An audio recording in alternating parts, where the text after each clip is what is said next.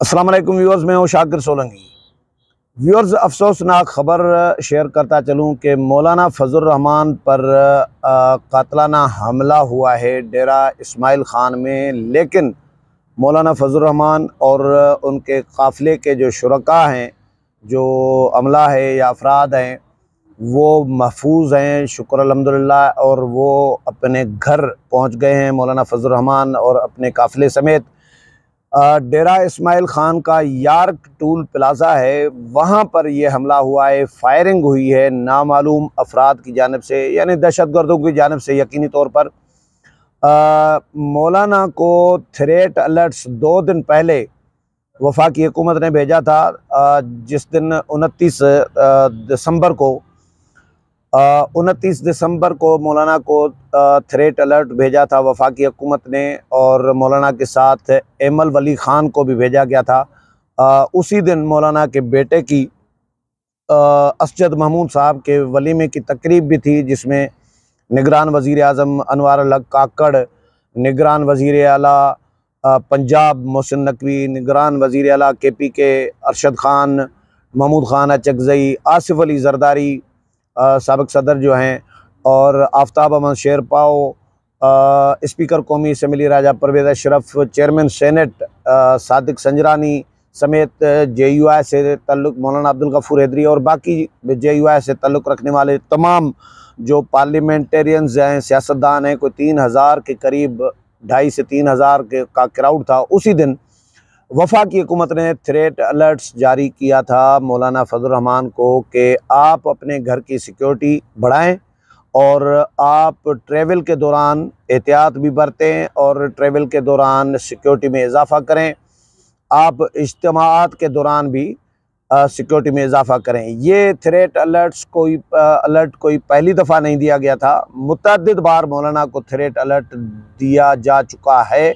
लेकिन मौलाना का एक गिल्ला है कि भाई डेरा इस्माइल ख़ान के जो हालात हैं वो कोई अच्छे नहीं है, आइडियल नहीं है। वो पाकिस्तान के किसी भी शहर से बदतरीन हालात डेरा इस्माइल ख़ान में हैं। डेरा इस्माइल ख़ान KPK के बहुत सारे और अज़ला हैं, डेरा इस्माइल ख़ान हैं, बन्नू हैं, टांक हैं, लकी मरुवत हैं। ये अज़ला और इनके साथ फाटा के जो इलाके हैं, कबायली इलाके हैं, वहाँ पर दहशतगर्दों का राज है, वहाँ पर अमन अमान के बदतरीन हालात हैं। वहाँ पे मगरिब के बाद कोई बंदा निकल नहीं सकता, वहाँ पे इलेक्शन कैंपेन कोई चला नहीं सकता। इंतज़ामिया ने, मकामी जो इंतज़ामिया है, पुलिस है, उसने मना कर रखा है इन सियासतदानों को, तमाम सियासी जमातों को, कि आप मगरिब के बाद बाहर न निकलें, आप एहतियात बरतें, कोई पॉलिटिकल एक्टिविटी ना करें। इवन मौलाना ने कहा था कि PTI के लोगों को भी बाहर जाने की या एक्टिविटी करने की इजाज़त नहीं है। उनके लिए भी हालात यही हैं जो हमारे लिए हैं, लेकिन PTI वाले ज़रा महफूज हैं हमारे मुकाबले में। तो मौलाना को 2 दिन पहले जो सिक्योरिटी यानी थ्रेट अलर्ट जारी किया गया था, सिक्योरिटी बढ़ाने के लिए वफाकी हुकूमत ने मशवरा दिया था। लेकिन मुझे हैरत हो रही है कि वफाकी हुकूमत पे, कि वफाकी हुकूमत मौलाना की जो सिक्योरिटी है, मौलाना के पास एक तो पर्सनल अपनी सिक्योरिटी है, ज़ाती गार्ड्स हैं, और मौलाना के साथ फिर सरकारी गार्ड्स भी हैं, वफाकी और पुलिस भी है। पुलिस यानी वफाक या सूबे की फ़र्ज़ करें पुलिस है। लेकिन इसमें अगर जिस सियासतदान को, और ख़ास तौर पर मौलाना फजलुर रहमान जैसी शख्सियत को थ्रेट अलर्ट है, जमीयत उलमा इस्लाम एक बड़ी जमात है मुल्क की, उनको इससे पहले भी उन्होंने जो एक्टिविटीज़ की हैं, कबायली इलाकों में उन्होंने जो वर्कर कन्वेंशन किया था, वहाँ पे खुदकुश हमला हुआ।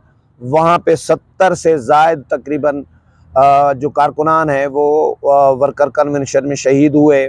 फिर हाफिज़ हमदुल्ला तर्जुमान जो PDM थे और PDM हैं और JUI के रहनुमा हैं, सेनेटर हैं, उन पर हमला हुआ बलूचिस्तान में, तो उनके काफ़िले पर हमला हुआ। फिर 12 रबीउल अव्वल पर हमला हुआ JUI के एक इज्तिमा पर बलूचिस्तान में ही। और फिर JUI के एक मेयर हैं, कबायली इलाकों के एक शहर का मैं नाम भूल रहा हूँ, वहाँ के मेयर पर 2 मरतबा हमला हो चुका हुआ, 2 मरतबा हमला हुआ है और वो रॉकेट लॉन्चरों से हमला हुआ है। वो अल्लाह ने उनको महफूज किया है। तो ऐसे हालात में जहाँ पे JUI टारगेट है, PTI टारगेट नहीं है, कोई और जमात टारगेट नहीं है, तो JUI ही क्यों टारगेट है भाई? ये भी सवाल ज़हनों में उठ रहा होता है। किसी और जमात के PTI वालों, मैं तो दुआ कर रहा हूँ PTI वालों के लिए भी, सब के लिए, अल्लाह किसी को भी किसी पर भी हमला न कराए, सबको महफूज रखे। लेकिन मेरा सवाल ये है कि किसी और जमात के लिए ये हालात नहीं हैं तो JUI के लिए ही क्यों हैं?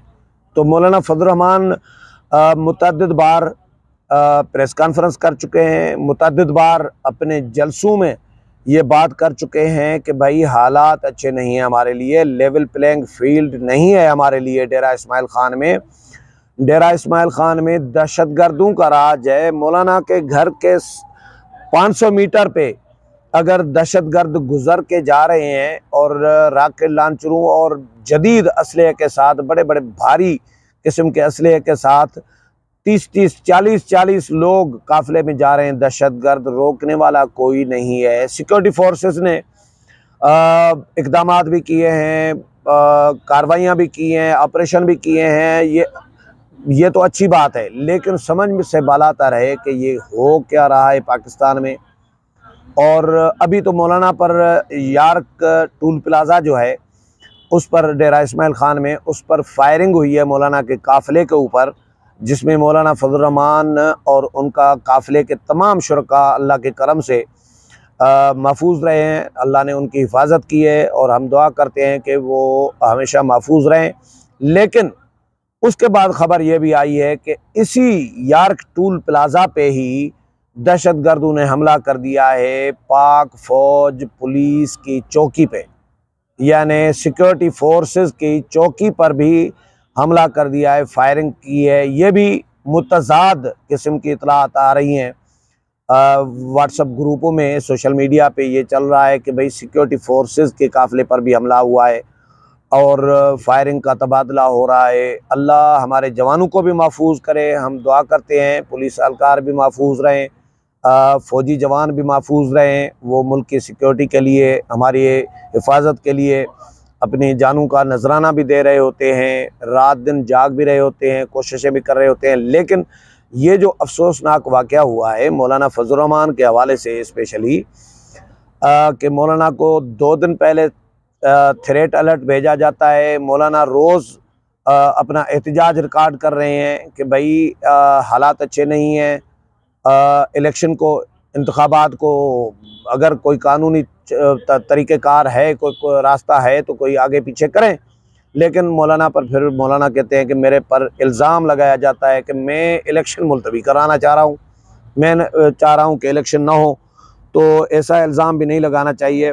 मैं ये कंफर्म ख़बर दे रहा हूँ आपको, मौलाना के काफ़िले पर हमला हुआ है। मेरी मौलाना के साथियों से बात हुई है जो, अच्छा, और फिर मैं आपको जो तर्जुमान है JUI के असलम गौरी साहब, उनका भी बता देता हूँ। उन्होंने मजम्मत की है, JUI ने इसकी शदीद मजम्मत की है और कहा है कि इस तरह के बुज़दिलाना हमले जो हैं हमारे राह में रुकावट नहीं बन सकते, हमारे इरादों को मुतज़लज़ल नहीं कर सकते, हमारी जिदोजहद को नहीं रोक सकते। JUI के तर्जुमान असलम गौरी ने जो मजम्मत की है, उन्होंने ये लिखा है कि जी सरबराह JUI मौलाना फजल रहमान के काफ़िले के करीब फायरिंग बुज़दिलाना कार्रवाई है।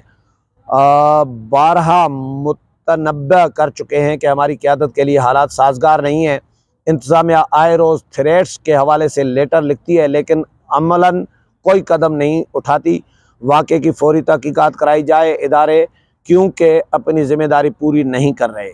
KP और बलूचिस्तान में अमन अमान की सूरत हाल दिन ब दिन ख़राब हो रही है। फिर वो शहबाज शरीफ ने, राजा परवेज़ अशरफ ने, बहुत सारे सियासतदानों ने इसकी मजम्मत भी जारी की है। लेकिन मौलाना के काफ़िले पर ये हमला या फायरिंग, ये बड़ा तशवीशनाक है। वफाकी हुकूमत को सिक्योरिटी इदारों को